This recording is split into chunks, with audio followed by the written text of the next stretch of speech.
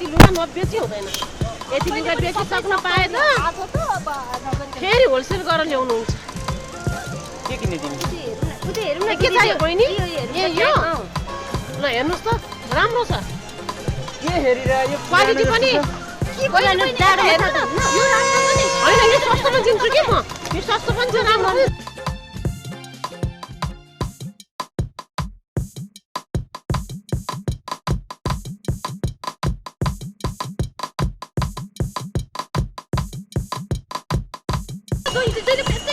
एकदम जेलेसी हुनुहुन्छ आउनु जेलेस तपाईँलाई भन्ने तपाईँ सधैँ त्यस्तो गर्नुहुन्छ मेरो त घरमा एउटा बेचेकै देख्दै के भएको धेरै बढी नपरा नि फेरि अहिले कति यसको पैसा कति तपाईँले कतिसम्म हाल्ने भन्नु यो यता पनि हुँदैन उता नि हुँदैन 50 रुपैयाँमा दिने हो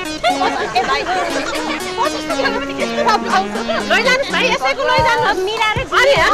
लैजानुहुन्छ नि भोलि नै रङ जान्छ धुँदाखेरि अनि थाहा पाउनुहुन्छ के ए भाइ हामी त मरेर जाने हो होइन यसो लानु पर्यो के मरेर जाने हो भन्दैमा फुटपाथको थोत्रो कपडा उठाउन त सकिन्न नि होइन नि भाइ यस्तो यस्ता राम्रो सकिन्छ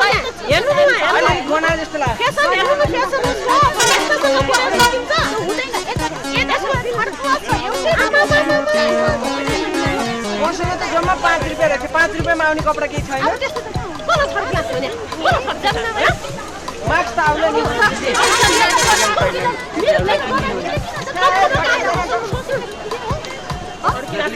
नपाउने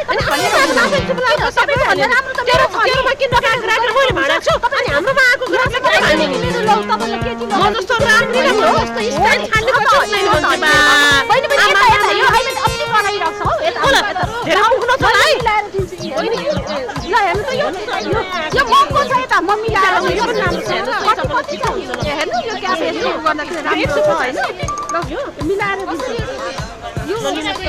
मैले पसल थापे भनेर डाँडाले यहाँ पसल थाप्न आइयो पनि हेर जेठानीलाई त्यसरी मुख छान्नुहुन्छ देउरानी भएर अलि शरम हार काकी इज्जत भनेको छँदै छैन यो जग्गा के तिम्रो जेठानीलाई खानु लाग्दैन तँलाई